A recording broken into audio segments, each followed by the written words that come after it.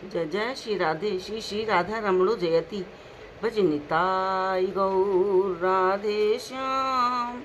जपो हरे कृष्णा हरे राम। चरित सुधा श्री श्रीमद राधा रमण चरण दास देव बाबा जी महाशय बड़े बाबा का जीवन चरित्र। मूल बंगला संपादक प्रकाशक श्री रामदास बाबा जी। दूसरी बार नव यौवन दर्शन। अनवरत काल के 15 दिन पीछे आज प्रभु के श्रीमुख का दर्शन होगा। सबके मन में अपार आनंद है। असंख्य लोग श्री मंदिर की तरफ दौड़े चले जा रहे हैं। जगबंधु का श्रीमुख दर्शन करने को सभी के मन प्राण व्याकुल हैं। यथा समय मंदिर का दरवाजा खुला। जय जगन्नाथ जय नीलाचलनाथ की ध्वनि से दिशाएं कंपित होने लगीं। लोग पूर्ववत कीर्तन आनंद और नर्तन आनंद में मग्न हो एक अपूर्व भाव तरंग में तैरने लगे। बड़े बाबा जी महाशय ने प्रेमानंद में नृत्य करते हुए पद उठाया। बहु दिन परे बंधुआ पाइया जुड़ाई ले हृदय दंडे शतयुग पलके प्रलय एते प्राण रहे।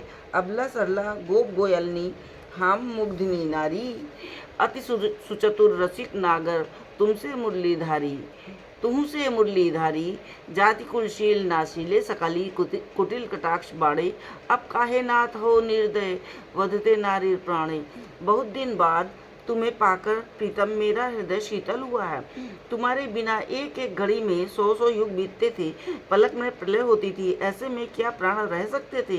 हम हैं सरल अबलाएं गोपिकाएं सहज में ही मुग्ध हो जाने वाली। तुम अति चतुर रसिक नागर वही मुरलीधारी। जाति कुलशील सब कुछ हर लिया तुमने अपने कुटिल कटाक्ष रूपी तीखे बाणों से। अब क्यों निर्दय होकर नाथ हम नारियों के हरते हो प्राण। इसी प्रकार की श्रीमन महाप्रभु की राधा भाव की उक्तियों का नाना प्रकार के हाव भाव द्वारा निजकृत पदों में कीर्तन और अभिनय करते हुए बड़े बाबा जी महाशय मधुर नृत्य करने लगे। आज 15 दिन पीछे जगन मोहन श्री जगबंधु के श्रीमुख दर्शन और बड़े बाबा जी महाशय के भुवन मोहन कीर्तन तथा नर्तन से लोग आनंद सागर में निमग्न हो गए। संध्या समय कीर्तन समाप्त होने पर दर्शक गण अपने अपने स्थान को चले गए। कई लोगों ने आग्रह के साथ बड़े बाबा जी महाशय से कहा, कल गुंडीचा मार्चन के लिए चलेंगे ना। उन्होंने विनीत भाव से उत्तर दिया, आप लोगों की कृपा होगी तो अवश्य चलेंगे। इतना कहकर दल बल सहित कीर्तन करते हुए जगन्नाथ वल्लभ मठ लौटे और वहां विश्राम किया। दूसरी बार रथ यात्रा।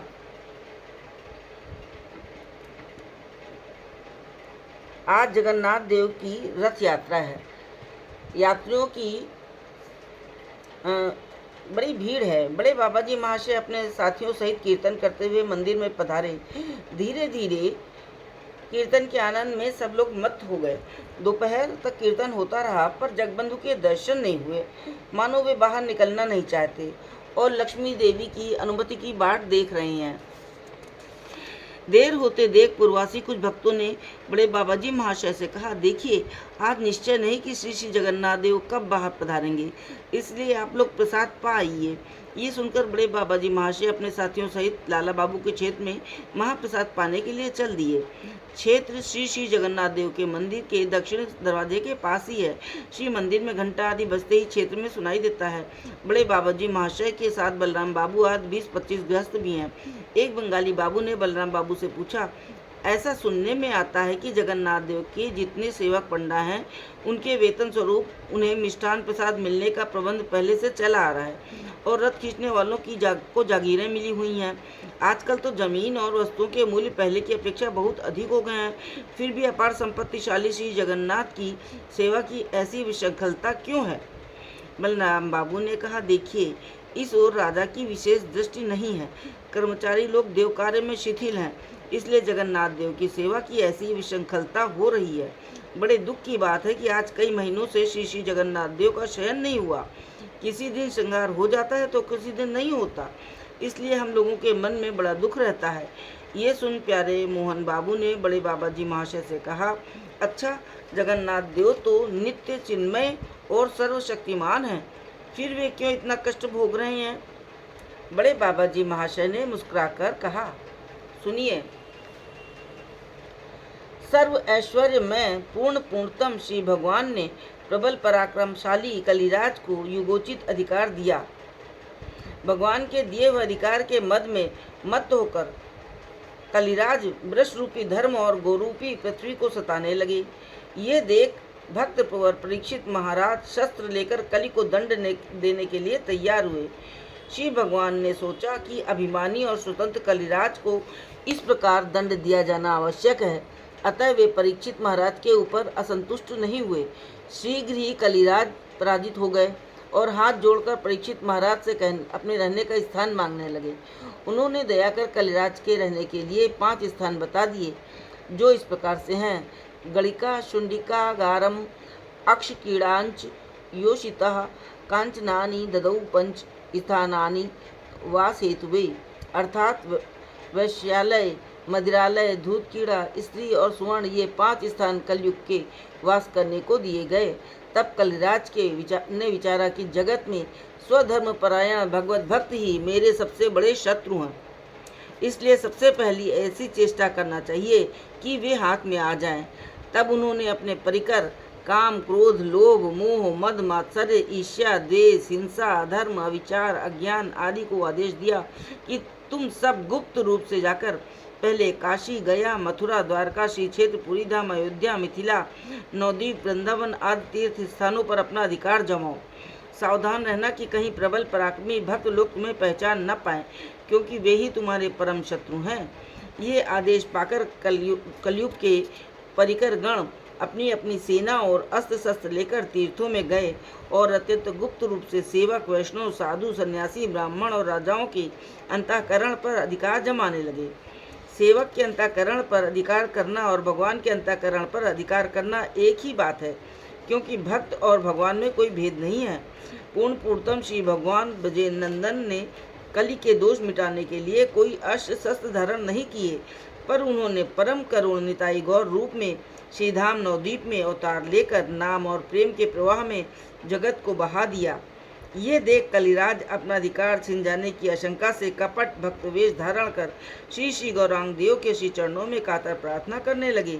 करुणा में श्री गौरांग देव ने आदेश किया, कलिराज डरो मत, तुम्हारा अधिकार नष्ट नहीं होगा। इस युग में भी तुम्हारी तरह कपट भक्त रूप धारण कर बहुत लोग नाना प्रकार के उपधर्मों का प्रचार कर तुम्हारे दल को बढ़ाते रहेंगे।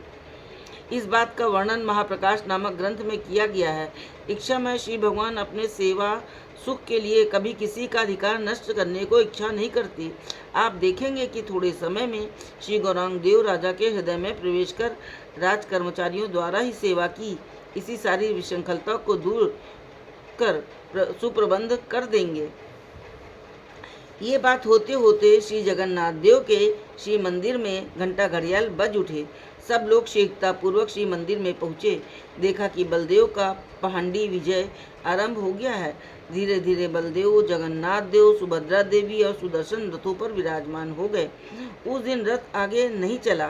बड़े बाबा जी महाशय ने दुखी होकर अपने साथियों से कहा, तुम लोग वास स्थान को जाओ, मैं आज नहीं जाऊंगा।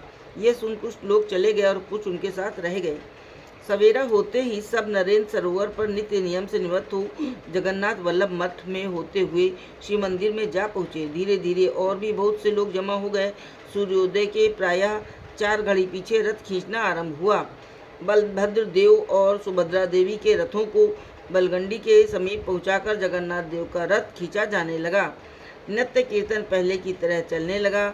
छठे दिन जगन्नाथ देव गुंडीचा मंदिर पहुँचे और अष्टमी के दिन श्री मंदिर में प्रवेश किया। गुंडीचा मंदिर में केवल एक दिन रहकर फिर रथ पर सवार हुए।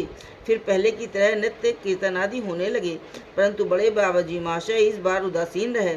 उनके हृदय में भारी दुख था। वे केवल हाय हाय करते और कहते, हे प्रभु, कब तुम्हारी सेवा की ठीक व्यवस्था देख हृदय शीतल होगा। एक दिन को भी तुम्हारा अन्न भोग बंद नहीं होता था।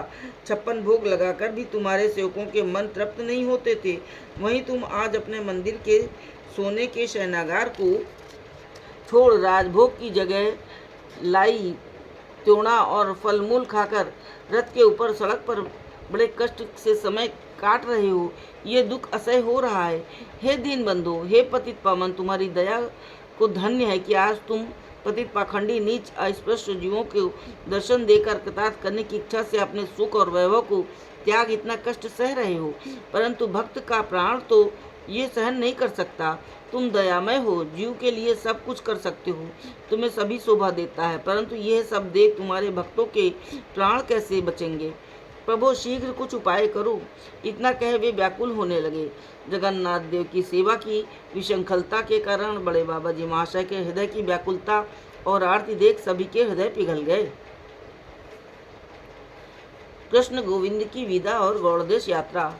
रथ यात्रा के पीछे बड़े बाबा जी महाशय के ऐसे गंभीर हो गए कि किसी को उनके मुख की ओर देखने का साहस भी नहीं होता था। उनका ऐसा गंभीर मुख पहले कभी किसी ने नहीं देखा था। एक दिन उन्होंने अपने अंतरंग साथी कृष्ण गोविंद को बुलाकर कहा, तुम शीघ्र श्रीधाम वृंदावन को पैदल चले जाओ, यथा समय फिर मिलना होगा। ये कठोर आदेश सुनते ही कृष्ण गोविंद उनके चरणों में गिर पड़े। किसी को आदेश का कारण मालूम न था, सब दुखी होकर रोने लगे, परंतु महापुरुष का वही गंभीर भाव था। वज्रादपि कठोराणि मृदनि कुसुमादपि लोकोत्तराणाम चेतांश को न विज्ञातुम अर्हति। महापुरुषों का चित्त वज्र से भी कठोर और कुसुम से भी कोमल होता है, कोई उन्हें यथार्थ रूप से जान नहीं सकता। बड़े बाबा जी महाशय की ठीक वैसी ही अवस्था थी। प्राण से भी प्रिय भक्त के आंसुओं से उनका हृदय पिघला नहीं। थोड़ी देर बाद कृष्ण गोविंद दास बड़े बाबा जी महाशय को चरण रज मस्तक पर धारण कर रोते रोते वृंदावन चल दिए। दूसरे लोगों ने कृष्ण गोविंद से कहा, तुम ठहरो, हम बाबा जी महाशय से प्रार्थना करते हैं कि तुम्हें अपने साथ ही रखें।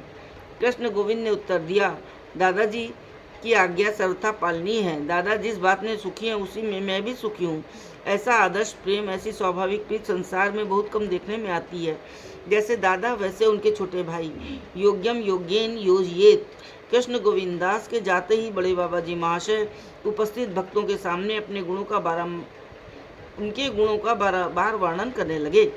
कुछ दिन पीछे बड़े बाबा जी महाशय ने पूर्ववासी भक्तों से विदा लेकर गौड़ देश के लिए पैदल यात्रा आरंभ की। केवल 4-5 व्यक्तियों को साथ लिया। गोविंद दास, कृष्णानंद दास, शीतल दास आदि 4-5 लोगों को नित्य जगन्नाथ देव के श्री मंदिर में कीर्तन और श्रीमन महाप्रभु के पाद पद्म की सेवा के लिए श्री क्षेत्र में रखा। पहले ही कहा जा चुका है कि ये सब लोग निस्वार्थ प्रेमी और अनासक्त भाव के भावुक हैं। यद्यपि सभी बड़े बाबा जी महाशय के साथ रहने को लालित रहते हैं। उन्होंने जब उन्हें पास बुलाकर स्नेहपूर्ण शब्दों में कहा, भाई तुम लोग कुछ समय यहीं रहो, मैं शीघ्र ही लौटकर आ जाऊंगा, तो किसी ने आपत्ति नहीं की। चलते समय उन्होंने एक एक को दृढ़ प्रेमालिंगन से कृतार्थ किया।